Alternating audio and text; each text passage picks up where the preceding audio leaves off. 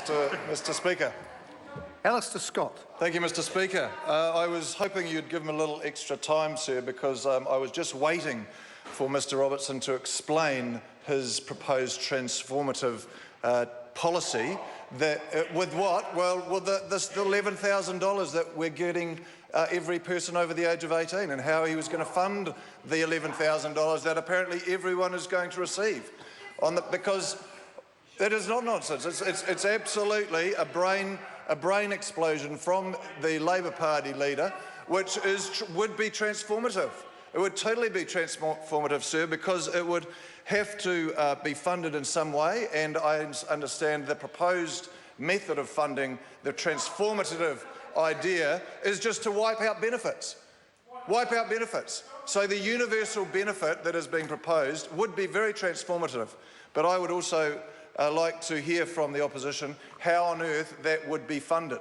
This transformative idea from the Labor Party, how would that $11,000 handout, which is all it is, be funded?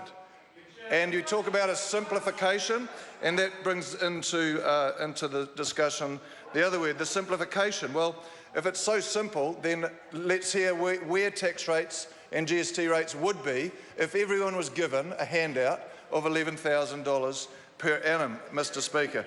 Now, Mr. Robertson also commented on creating and legislating fair, honest, and making sure people pay their fair share of tax.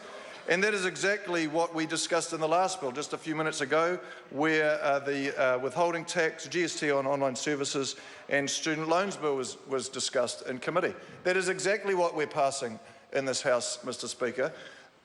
Taxation legislation that is fair and ensures that people pay their fair share.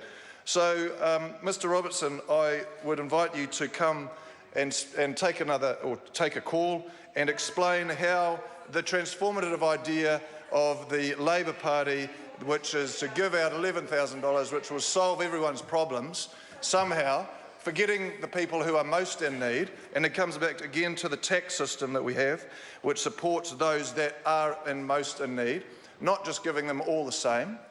So you don't give an 18-year-old single male the same benefit as a single mum with 4 kids. That is just an absurd idea, and one that should be just totally discounted by the sensible people that are in the Labor Party when they hear of such a ridiculous suggestion from their leader. So, Mr. Speaker, I suggest that they can continue to talk about simplification and transformative, and I look forward to hearing more from the opposition.